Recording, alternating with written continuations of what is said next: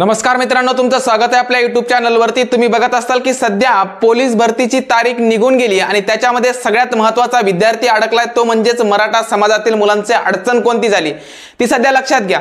जेणेकरून आता बघितलं असेल पोलीस भरतीच्या अगोदर जे काही मराठा समाजातील मुलांना आरक्षण मिळालं आणि आरक्षणाचा फायदा घेण्यासाठी मुलांनी कागदपत्र जमा करण्याचा प्रयत्न केला, पण इथं तांत्रिक अडचणी आल्यामुळे ते कागदपत्र त्यांना वेळेत न भेटल्यामुळे ही पोलीस भरतीची तारीख निघून गेली आणि त्यांना फॉर्म भरता आला नाही। मग या ठिकाणी एससीबीसीचं प्रमाणपत्र न मिळाल्यामुळे, दुसरे बघितलं असेल एनसीएलचा क्रमांक न आल्यामुळे त्यांना पोलीस भरतीचा फॉर्म भरता आला नाही। काही मुलांनी जर फॉर्म भरता आला नाही तर ओपन मध्ये गेलं, मग या जागा काढल्याच कशासाठी? एससीबीसीचं जे प्रमाणपत्र मिळालं नाही म्हणून त्या मुलाला फॉर्म भरता आला नाही। तुम्ही बघितलं असेल आजच्या न्यूजपेपर मध्ये एक न्यूज आलेली होती, त्याच्यामध्ये मुलांना कुठल्याही प्रकारची कागदपत्राची जमाजमो करता न आल्यामुळे आणि त्याची तारीख निघून गेल्यामुळे त्याने स्वतःचा जीव संपवलाय, त्याने स्वतःला फाशी घेतली आहे। याला जिम्मेदार कोण आहे? कारण या ठिकाणी बघितलं असेल राज्य सरकार असो कोणताही सरकार असो आपल्याला काही घेणं देणं नाही, पण या ठिकाणी जे काही महत्त्वाच्या कागदपत्राची अडचण मुलांना होत होती त्याला कुठेतरी वेळ मिळायला पाहिजे होता आणि वेळ न मिळाल्यामुळे ही पोलीस भरतीची तारीख निघून गेली।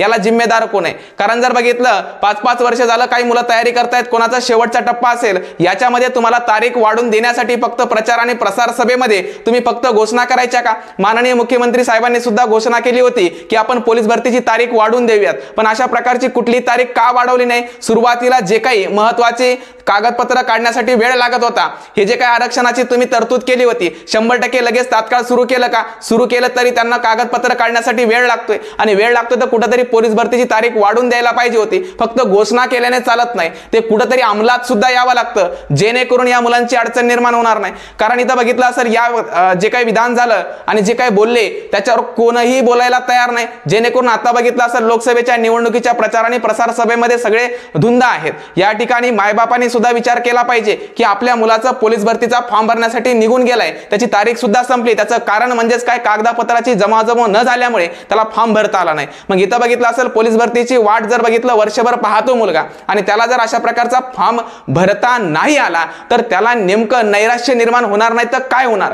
मुलांनी सुद्धा एक गोष्ट लक्षात ठेवणं गरजेचं आहे की शेवटचा पर्याय हा आपला जीवाला धोका पत्करणं नसते, स्वतःला फाशी घेणं नसते, दुसरे पर्याय सुद्धा उपलब्ध असू शकतात। आपण सरकारला भांडू सुद्धा शकतो, जेणेकरून आता हे लोकसभेच्या प्रचार आणि प्रसार सभेमध्ये धुंद असतील, पण आपण यांच्याशी भांडू शकतो जेणेकरून या लोकसभेच्या निवडणुकीच्या प्रचार आणि प्रसार सभेमध्ये फक्त मी तारीख वाढून देणार असं म्हणल्यानं नाही जमत, याच्यामध्ये अंमलबजावणी सुद्धा होणं गरजेचं आहे। कारण जर या पोलीस भरतीची तारीख वाढली असती तर कदाचित काही मुलांना त्या कागदपत्राची जमाजमो करून ते फॉर्म भरता आला असता।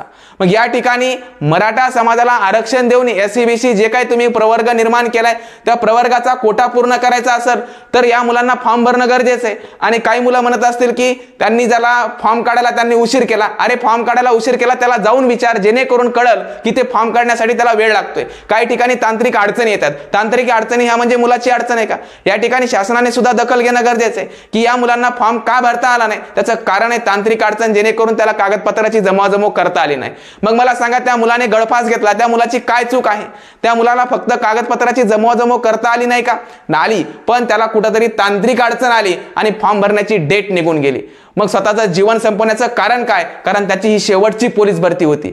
हे सुद्धा शासनानं थोडं लक्ष द्यायला पाहिजे आणि कुठेतरी या मुलांचा फायदा होण्यासाठी तारीख 2-3 दिवसाची जर वाढवून दिली, कदाचित या मुलांना त्याच्यामध्ये फॉर्म भरता येईल। शासनाने सुद्धा याची लवकर दखल घेणं गरजेचं आहे, जेणेकरून याच्यामध्ये मुलांचं कुठल्याही प्रकारचं वाटोळं होणार नाही।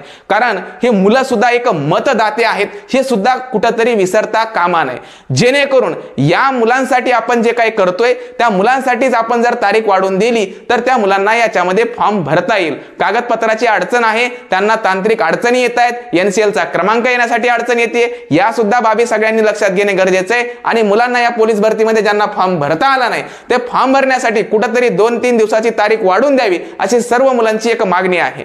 मग ज्यांचे फॉर्म भरलेत आणि ज्यांचे फॉर्म भरले नाहीत, फॉर्म भरलेल्यांना वाटत असेल की स्पर्धा कमी झाली, त्या मुलांना सुद्धा सांगू इच्छितो स्पर्धा कमी झाली, पण तुमच्यासारखे गोरगरीब कुटुंबातील मुलं आहेत ज्यांना फॉर्म भरायची इच्छा आहे, पण ते फॉर्म भरण्यासाठी त्यांच्याकडे कागदपत्राची जमाजमो नाही झाली, त्याची तांत्रिक अडचण आहे। त्या मुलांनी सुद्धा लक्ष द्या, त्यांनी सुद्धा पाठिंबा देणं गरजेचं आहे। कारण जर बघितलं असेल मराठा समाजातील मुलांना मराठा आरक्षणाची एक टांगती तलवार आहे, कारण आज उच्च न्यायालयामध्ये हायकोर्टामध्ये निर्णय कशा प्रकारचा दिलाय की आम्ही लगेच निर्णय नाही देऊ शकत, ते कशा प्रकारचा की तात्काळ निर्णय नाही देऊ शकत, स्थगित करायचंय का पुढे चालू ठेवायचंय, अशा प्रकारचा निर्णय का दिला नाही, कारण याचं सगळ्यांनाच माहिती आहे, काही सांगायची गरज नाही. मग इथं या प्रकारचा निर्णय दिला, कदाचित भविष्यामध्ये सगळ्यांनाच अडचण निर्माण होऊ शकते, म्हणून प्रत्येक मुलाने आपापल्या मित्रांना जे काही त्यांचे फॉर्म भरले नाहीत त्यांना सहकार्य करणं गरजेचं आहे. त्याची अडचण काय आहे, फक्त तांत्रिक अडचण, म्हणजे त्याला ते प्रमाणपत्र मिळालं नाही, दुसरी गोष्ट NCL चा क्रमांक मिळाला नाही. या गोष्टी आपापसातील मित्रांनी सोडवायला पाहिजे,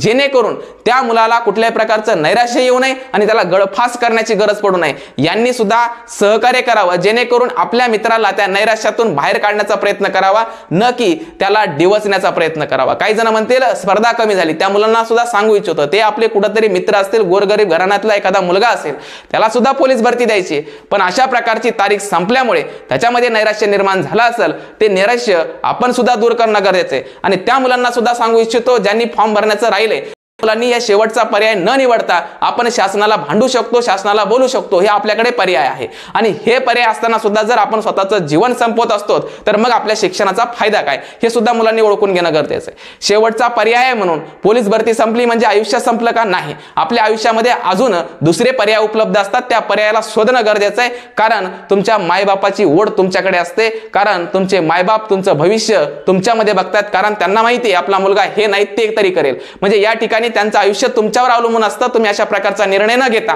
कुठेतरी सगळ्या घर परिवारांचा विचार करून निर्णय घेणं गरजेचं आहे, कारण हा शेवटचा पर्याय म्हणजे आपलं पूर्ण आयुष्य नसतं. या गोष्टी सगळ्यांनी लक्षात घ्याव्या आणि शासनाने सुद्धा याची दखल घेऊन कुठेतरी पोलीस भरतीची तारीख वाढवली तर राहिलेल्या मुलांना हे फॉर्म भरता येतील, हेच आपल्या या व्हिडिओच्या मार्फत सांगतोय. जेणेकरून या सर्व मुलांपर्यंत ही माहिती पोहोचावी, आपला व्हिडिओ सगळ्यांपर्यंत शेअर करा, जेणेकरून जे मुलं नैराश्यात आहेत ते नैराश्यातून कुठेतरी बाहेर येतील. एवढंच या व्हिडिओच्या मार्फत सांगतो. थांबतो. धन्यवाद.